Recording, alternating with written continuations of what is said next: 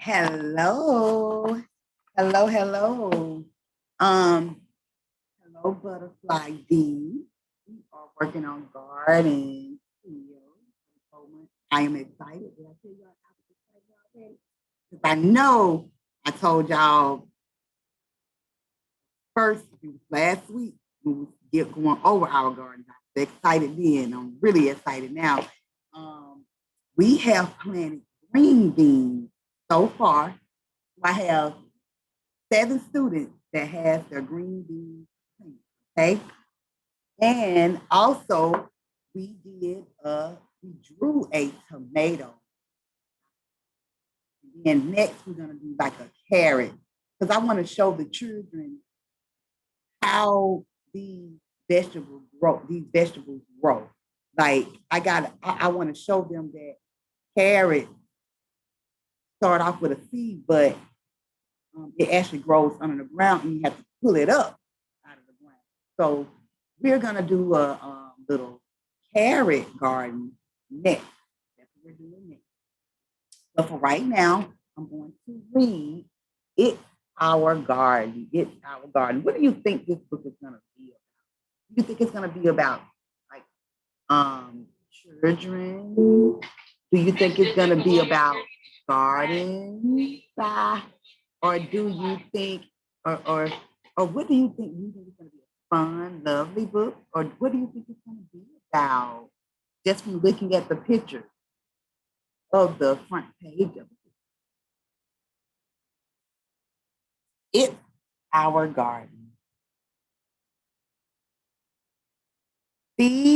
From seed to harvest in a school garden by George Nkunda.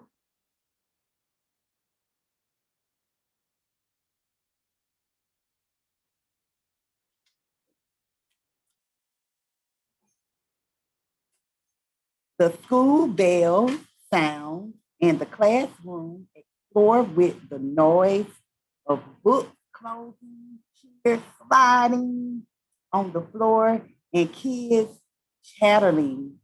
It's time for recess. The students head outside to the school garden. Wow,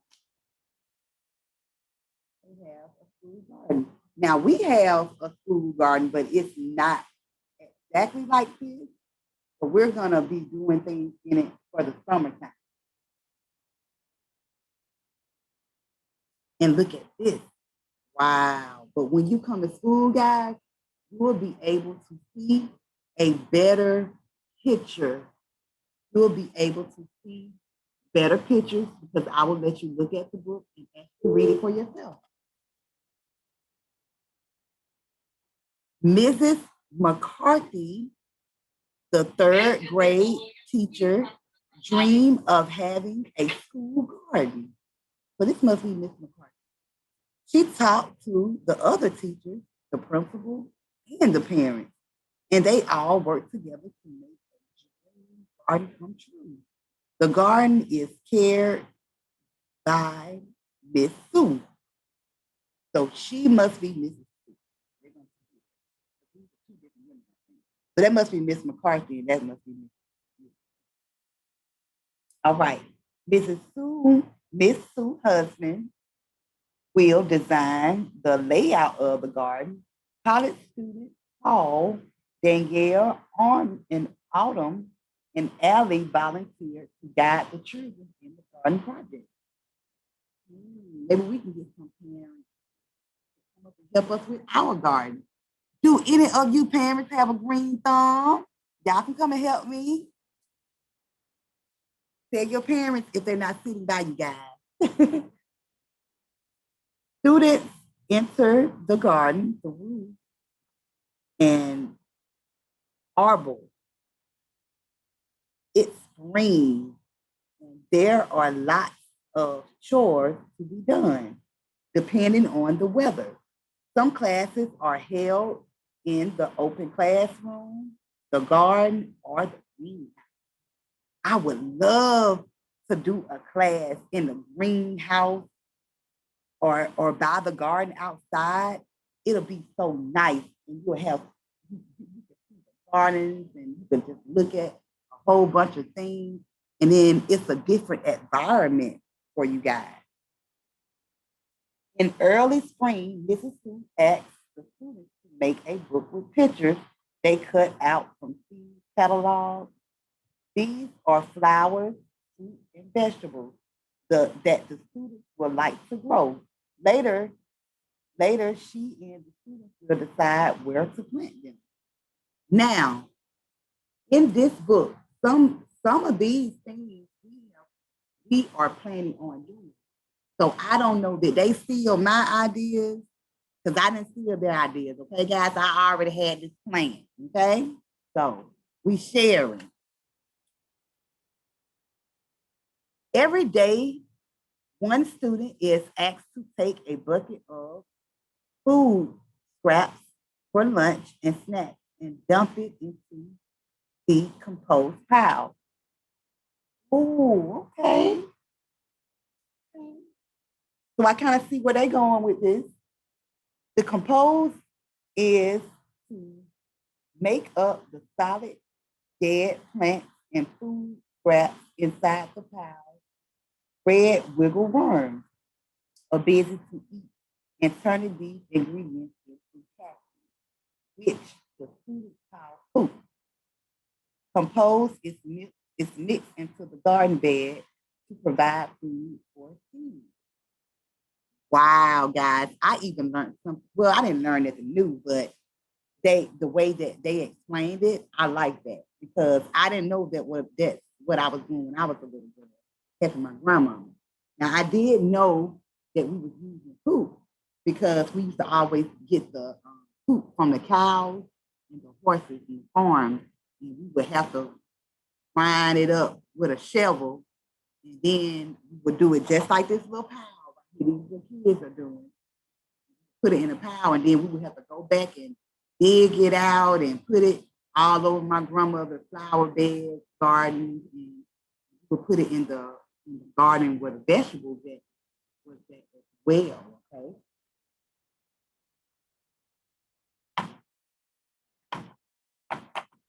And you guys remember, I can't read the whole book, but I will. We always finish our book, okay? We always finish. Always finish. Pictures before I start reading. All right. Flowers, vegetables, and fruit are planted in the beds of rich compost earth. And I noticed that they are using the word bed. And remember, I told you guys, I said, I don't know that they use the word flower bed anymore or garden beds. That's what we say when I was a little girl, but they are using the word bed. So the flower bed, the garden bed, I was correct. Um, some students plant whole bean seeds at the base of each pole. The plants will grow up, TP, and sprout their pods. Meanwhile, in the morning shade of the school hall hands out green salad and flower seeds to plant in the waffle bed. The bed low walls or adored brick help to keep water in. So, guys, then we did our tomato vines. We're going to talk about that another time. But first, and I'm going to make sure I remember. So I'm going to close it down because we're going to get finished reading this book. But first, I want to show off you guys plants that you have been doing in the classroom and some of the things that we've been doing here at school. Okay, moms, we have our plants that we are actually doing. These are going to be green beans. And hopefully we will see them grow soon. I'll be showing y'all. But we have our little names on here. So we're getting ready to grow the green beans, guys. And make sure you write me, give me a sentence about tomatoes and write me a sentence about carrots And if you have a picture of a flower bed at home, if you guys have a picture of a flower bed, please send us a picture so we can put it up in the classroom. Also, if you guys have, if you guys have a garden or any type of garden or plant, if you plant plants at home, if you got just a green zone, pictures. And if you guys have that green zone, please on class says you can come up and help us one day, or at least give us some directions or recipes how to do some stuff. But I don't know everything about plants, so I'll be learning as well. But I do know a lot. So each other something.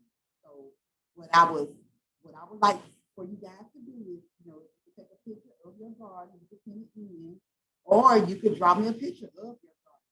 But at least give me two things, okay? But I did send home homework package.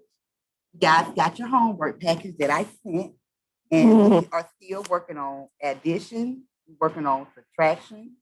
We are still working on identifying numbers. We are working on number order. We are working on tolerance as well, because all those things that we have been working on, some students understand, some students are still working to understand them. Okay, so that's why we are on all those different little types of math. And we're still doing our sentences, we are doing our sight words, and we're doing a little reading. So, with that being said, they will be kindergarten ready. So, please don't worry about that. And also, one more thing.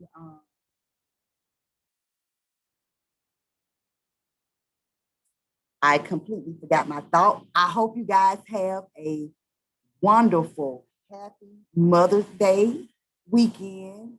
And I hope you guys enjoyed your Mother's Day cards that the kids made for you guys. They did get a chance to give you guys a gift.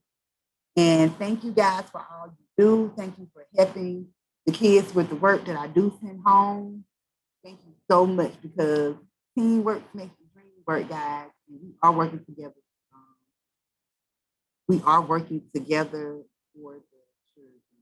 They are doing very good. And thank you guys so much for your